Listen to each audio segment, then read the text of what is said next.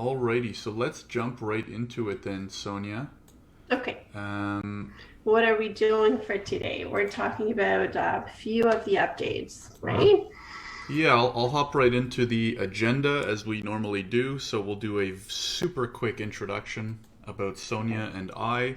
I'll talk a little bit about topics relating to individuals and travel. Sonia will talk about some other details, including considerations for companies, and we will then do a Q&A at the very end. Super quick intro. My name is Josh. I'm a Canadian immigration lawyer and CEO of Visto.ai, I'm just adjusting my mic here, a free immigration portal for international students and skilled workers who are looking to immigrate to Canada. Sonia is as well an immigration lawyer and the principal partner of SMB Business Law. You can learn all about her firm and services at smblaw.ca. Quick disclaimer, this is for general informational purposes only, so we're not establishing any lawyer-client relationships here, and hopefully it will help you with a lot of information. So really quickly, on previous updates, if you've missed our previous updates or you want to just do a review of them, you can do one of two things.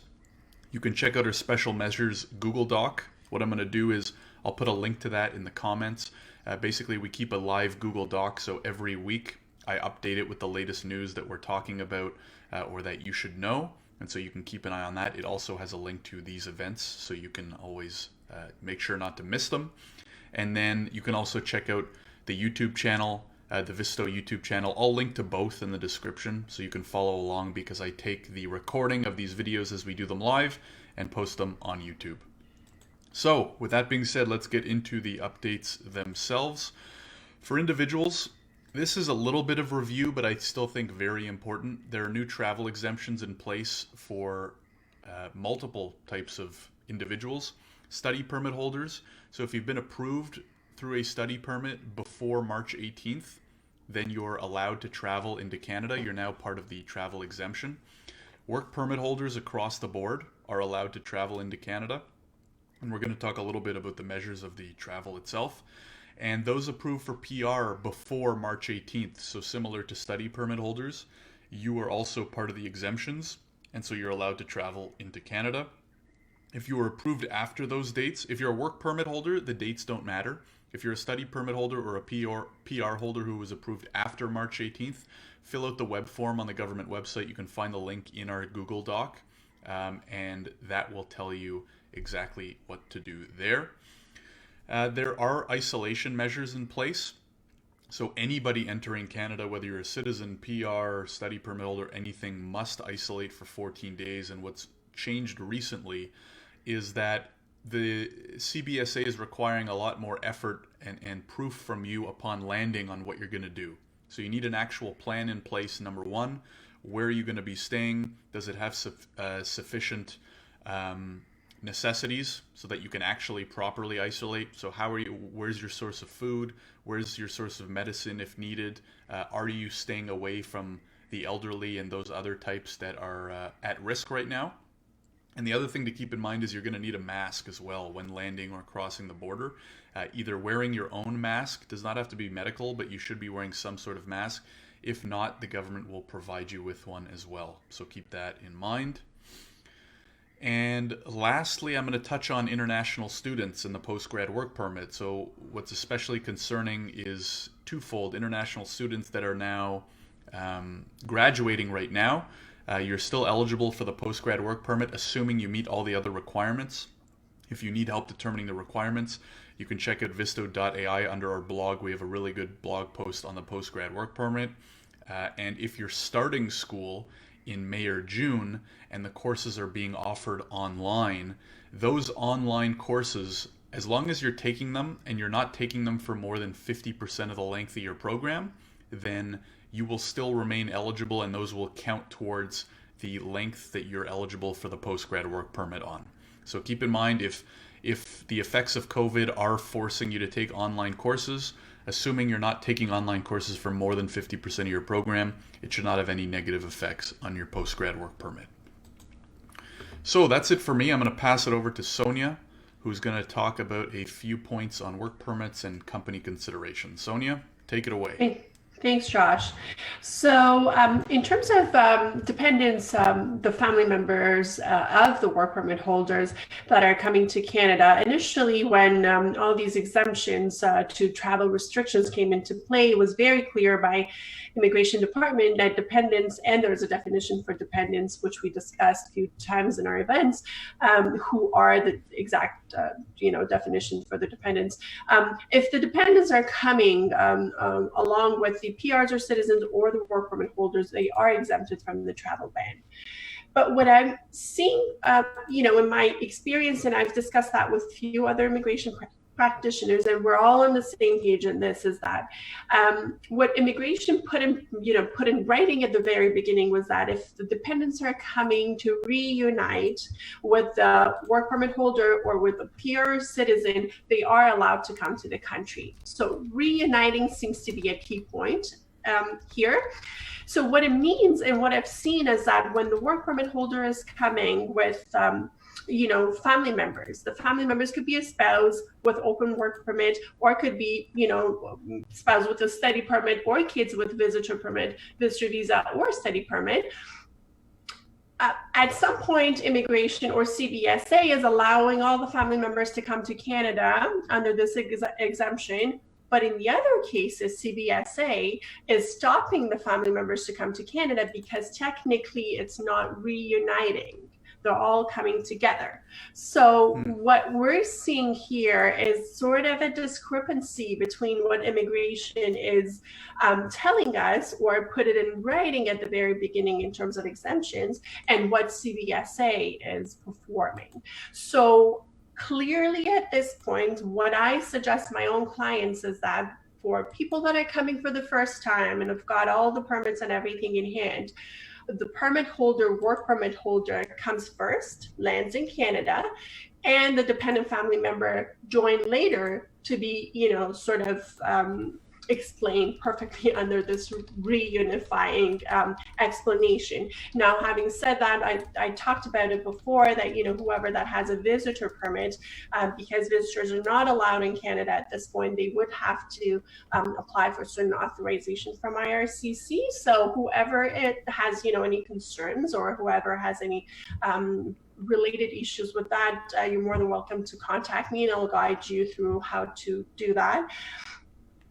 One other test is optional discretionary test versus essential test. So what immigration has put in place in Order in Council, which is essentially a law written on this, is that whoever is coming to Canada under work permit are allowed, but there is optional discretionary test, applying to all the work permit holders. What it means is that whoever's coming under, let's say, working holiday work permit, which is essentially coming to visit Canada, have fun, and at the same time working and, earning a few bucks, it's not, passing that optional discretionary test at this point. Or whoever that has lost the job in Canada but still holds a work permit, the job doesn't exist here, it's still quite discretionary. So there are a few concerns that these people are not allowed in Canada at this point. That being said, other work permit holders that have their, employers actively in Canada, have their job in Canada, and are coming to Canada, what I've seen in my experience, and again, I've discussed that with a few other immigration practitioners, is that they're being stopped. Some of them are being stopped at the border by CBSA officers because their job in Canada is not meeting the essential list of, the businesses that have to be actively working in Canada right now. So there's a whole list of businesses considered under essential, both provincial and on a federal level. So again, going back to this whole not being unanimous, the CBSA and the Immigration Office. So immigration asks for one thing and CBSA is sort of performing another test. These are all like unclear stuff that are going right now. We're trying to get more clarity on that by Immigration Office. And hopefully in the next few days or weeks or by our next event, I'll be able to come up with a more clear answer on who is actually allowed to come to Canada, and the people that are allowed, according to the definitions of the Immigration Office, are not going to be stopped at the border for whatever reason. With respect to what companies need to be considering at this point, it just goes without saying that, there are tons of delays in every single processing that government is dealing with right now because of this situation. So I can't stress enough how important it is for the companies that are trying to extend the work permit of their foreign workers in Canada to apply a lot in advance. So what I suggest my own clients, especially with the ones that are dealing with LMI, labor market impact assessment, is to apply at least 9 months before the expiry of the work permit. It really depends on what kind of LMIA they're applying for. The ones that are going through Global Downstream obviously have a faster process, but the ones that are going through the regular or high wage LMIAs, they are going to face a tremendous amount of delay on the LMIA side, let alone the work permit side. So you don't want employees to go out of status, so you would have to make sure that you're applying for work permit extensions in Canada well in advance. What I'm seeing or what I'm hearing with respect to what the next step is for immigration, a lot of practitioners are complaining about this whole long process for work permit extensions in Canada, and that essentially comes into place when somebody's changing their job. So right now, with all these layoffs and everybody's losing their job, if somebody's lucky enough to find another job or being able to switch it with a closed work permit, that essentially means they would have to change the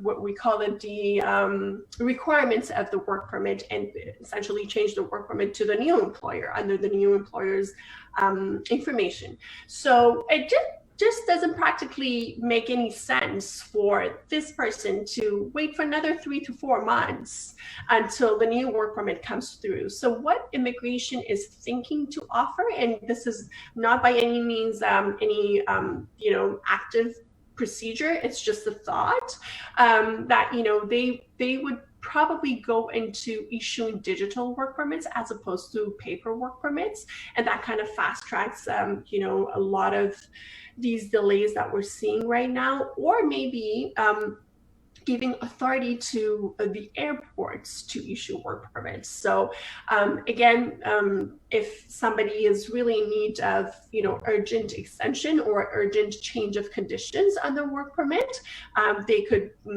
theoretically go to the immigration office at the airport, get it done faster than 3 months, and start the new position. So again, I would be able to probably come back with more updates and more clear guidelines, hopefully in our next event or in the next few days or weeks. But keep the tab open on that. Whoever that has any problem with foreign workers in Canada with their situation around their work permit or their LMIA, you're more than welcome to contact me by email, or the email is on the events main page, and it's always there, or you can call me in the office and I would be happy to assist you. Sonia, when you say they're considering opening airports, would they also consider just allowing flag polling again? Because that was that was an easy solution for a lot of people looking to change their work permits within Canada, but CBSA has since said that flag polling is not essential, so they're not allowing it. Any talks on that? No, CBSA and immigration is very clear on flag polling being an absolute no at this point, and that's mainly because the land port of entries are nearly vacant these days. It's because a lot of officers are working remotely. The reason that they raised the airport is that airport is a very busy place, and right now, even with these situations, the immigration officers that are working out of airport office are still actively working, or even the number of immigration officers that are working at the same time is a lot more than the land port of entries. Mm-hmm. So that's why hypothetically airport might work a lot better than the land port of entry, and so flag polling is still a big no. That's out of question. But yeah. Okay, cool. And then Sonia touched on dependents. If you do go into our Google Doc, we have the full definition of who is considered a dependent, so you can go there. I just linked in the comments to our Google Doc as well as our previous videos if you want to catch up on other updates. Adam Sherman tunes in. Actually, this is a good segue because he has a question. I'll go to the final slide. Thanks everyone for tuning in live. If you do have further questions, you want to reach out to Sonia and I, our emails are right there. Mine is josh@vista.ai. Sonia's is sonia@smblaw.ca if you have further questions.